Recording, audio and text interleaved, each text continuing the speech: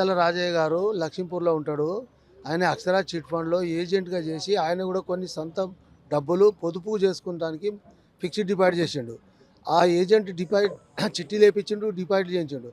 ఆ డిపాజిట్ డబ్బులు అడుగు వాళ్ళు ఎవరైతే కస్టమర్లు ఉన్నారో వాళ్ళు వచ్చి ఈయన అడుగుడు.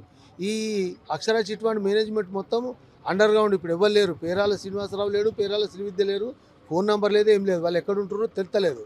వాళ్ళు దేశరాజపల్లె భూమి కూడా సీజ్ చేసింది గవర్నమెంట్. ఈ పెద్ద మనిషి ఏంటంటే మన చిట్ ఫండ్లో ఉన్న డబ్బులు కస్టమర్లు అడిగే వరకు ఆయన బాధ భరించలేక ఆయన డబ్బులు రాక రాత్రి మబ్బులో ఉరిపెట్టుకొని చచ్చిపోయాడు. అది పరిస్థితి. రాజే చిట్టి లేచిండు సార్, చిట్టి లేపించిండు. నేను వేపాను. నేను పర్సనల్ నేను అక్షర చిట్ ఫండ్ బాధితున్నాయి. చిట్టి లేచినా కానీ ఆయనలాగా నేను కూడా ఒక బాధితున్నాయి అంతే. మిగతా వాళ్ళు ఎవరు బాధపడకూడదనే ఉద్దేశంతో మేము చెప్తున్నాము. 10,000 కుటుంబాలు 10,000 కోట్లు మొత్తం వెనకేసుకున్నాడు, భూములు కొనుక్కున్నాడు. ఎక్కడెక్కడ అంటే లెక్కలేని భూములు, లెక్కలేని ఆస్తులు ఉన్నాయి. అక్షర చిట్ ఫండ్ ఆఫీస్ వరంగల్లో ఉంటుంది, హన్మకొండ నక్కలకొట్టల. చనిపోయిన రాజయ్యకు న్యాయం తక్షణమే జరగాలి. గవర్నమెంట్ దీని మీద యాక్షన్ తీసుకోవాలి. ఇప్పుడు మొన్న దేశరాజపల్లె భూమి ఏదైతే ఉన్నదో అటాచ్ చేసిరు. అట్లా ఆయనకు ఉన్న మొత్తం ఆస్తులు అటాచ్ చేసి ఆయన భార్య పేరాల శ్రీవిద్యను, పేరాల శ్రీనివాసరావును లోపటేసి ఉన్న ఆస్తులన్నీ గవర్నమెంట్ హ్యాండ్ ఓవర్ చేసుకొని మాలాంటి బాధితులందరికీ న్యాయం చేయాలని మేము గవర్నమెంట్ కోరుతున్నాము. మా భర్త పేరు రాజయ్య. అక్షర చిట్ ఫండ్ దాంట్లో ఏజెంట్ ఉండి కొన్ని ఎఫ్డీలు కట్టించిండు. ఆ ఎఫ్డీలు కట్టితే వాళ్ళు మూతేసిన వాళ్ళే ఆ ఎఫ్డీ అమౌంట్లు అడగడానికి మా ఆయనను అడుగుతారు అని అన్న మనస్తాపానికి గురై ఆయనతో ఈ ఊరేసుకొని ఈ నిర్ణయం తీసుకున్నాడయ్యా. ఇద్దరు నాకు చిన్న పిల్లలు. అక్షర ప్రాబ్లంతో ఆయన మనస్తాపానికి గురై నేను కూడా నా అమౌంట్ కూడా మేలు వచ్చేది ఉంది. నాకు కొంత అప్పులైనాయి. అప్పులైతే ఇన్ టైంలో అమౌంట్ వస్తే ఆ అమౌంట్తో అప్పులు చేరుకుందాం అనుకున్నాం. ఇన్ టైంలో ఈ అమౌంట్ వచ్చే విధంగా కాకుండా ఆయన మూసేసుడు చేయబట్టి నా భర్త ఇంత నిర్ణయం తీసుకున్నాడు. అయ్యా నాకు న్యాయం చేయగలరు, నాకు న్యాయం చేయగలరు. మేము అడిగినాం. అయిపోయిన వాళ్ళవి కొన్ని ఉన్నాయి. వాళ్ళకి సంబంధించి 2 సంవత్సరాలు కంప్లీట్ అయినాయి. వాళ్ళ మెచ్యూరిటీ అయిపోయినాయి. అమౌంట్ ఇవ్వనంటే వాళ్ళకి అమౌంట్ ఇగిత్తాం అనుకుంటా వాళ్ళకి ఇస్తలేరు. ఇంకా మెచ్యూరిటీ అయ్యేటి ఉన్నాయి అవి వాళ్ళందరూ వచ్చి అడుగుతారు అనుకున్నాడు ఎఫ్డీల గురించి. ఇంత నిర్ణయం తీసుకున్నాడు అయ్యా.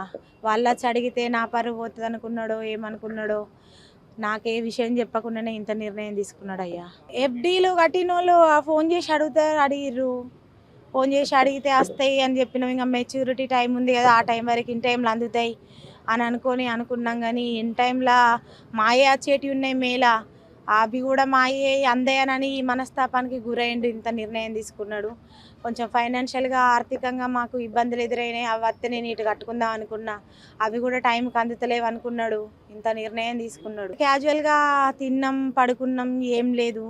తెల్లారంగా గిల్లింటికి పోవాలి, గాలింటికి పోవాలని డిస్కస్ చేసిండు. పోతా అన్నాడు. సరే పోయి ఇచ్చిరా అని అన్న. డబ్బులు కొందరికి ఇచ్చేది ఉంది, అవి ఇచ్చిరమ్మనన్న. మాట్లాడినంత క్యాజువల్గానే తిన్నాం, పడుకున్నాం. తెల్లవారేసరికి ఇంత పని చేసిండయ్యా. మాకు న్యాయం కావాలయ్యా. నాకు అక్షర చిట్ ఫండ్ ద్వారా నేను వేసిన వాళ్ళకి, ఎఫ్డీలు కట్టించిన వాళ్ళకి నేను కట్టిన అమౌంట్, నా భర్త ప్రాణం ఇప్పుడు దాని కారణంగా కూడా ఆయన మనస్తాపానికి గురయ్యి మేనేజర్ తరఫున కట్టినాం మేము. ఆయన కట్టిన కొద్దీ తీసుకుపోయి మంచిగానే కట్టినా, అంతనే మంచిగానే నడిచింది అనుకున్నాం. కానీ ఇంత లోపలనే ఈయన ఈ మనస్తాపానికి గురై అవి వచ్చేటట్లేవనుకొని ఆ ఎఫ్డీలు కట్టిన వాళ్ళు అడుగుతారు అనుకున్నాడు. ఇంత నిర్ణయం చేసిండయ్యా. చింతల రాజయ్య అనే వ్యక్తి మా గ్రామస్తుడు. గత కొన్ని రోజులుగా ఈ అక్షర చిట్ ఫండ్ లోపల చిట్టి లేపేయడం, తన దగ్గర ఉన్నటువంటి సొమ్మును కూడా ఫిక్స్డ్ డిపాజిట్ చేసుకున్నారు. వాళ్ళ భార్య గారు చెప్తుంది, లావణ్య గారు, చింతల లావణ్య గారు. మరి ఈ చింతల రాజయ్య గారు మరి మంది దగ్గర నుంచి ఆ చిట్టి మొత్తం కూడా కొలాప్స్ అయిపోయిందట. గవర్నమెంట్ మొత్తం కూడా సిల్ చేసేసింది వాళ్ళ భూములు కూడా. మరి ఆ సిల్ చేయడంతో ఈ ఎవరైతే చిట్టి చింతల రాజయ్య గారు వేసిండ్రో, చింతల రాజయ్యను మన వెయిట్ చేసుకుంటూ ఏమయ్యా మరి చిట్టీలు వేయించినా మా పైసల సంగతి ఏంది, మా కథ ఏంది అంటే, లేదు ఇట్లా అక్షర చిట్ ఫండ్ వేసినట్ట, చిట్టి ఫండ్ తోటి మాకు సంబంధం లేదు, మాకు డబ్బులు కట్టాలి, మేము నిన్ను చూసేసినాం కానీ చిట్ ఫండ్ తోటి మాకు సంబంధం లేని చెప్పి ఆయన మీద ఒత్తిడి తేవడంతో, అయ్యో నేను కూడా 5 లక్షల రూపాయలు డిపాజిట్ చేసిన, ఈ పైసల సంగతి ఏందని పోయి అడిగితే కూడా స్పందన లేదు. ఆ 5 లక్షలు పోయినాయి, ఈ పైసలు పోయినాయి అని చెప్పించి మనోధైర్యం కోల్పోయి ఆయన భార్యకి ఏం చెప్పాలనో, పిల్లల్ని ఎట్లా పోషించాలనో అర్థం కాని పరిస్థితి లోపల మరి ఈరోజు ఉదయమే 4 గంటలకు ఒక ఇంటెన్క చెట్టుకు ఊరేసుకొని చనిపోవడం జరిగింది. మరి ఆయనకు అన్యాయం జరిగింది, ఆయన పిల్లలకు కూడా అన్యాయం జరిగింది.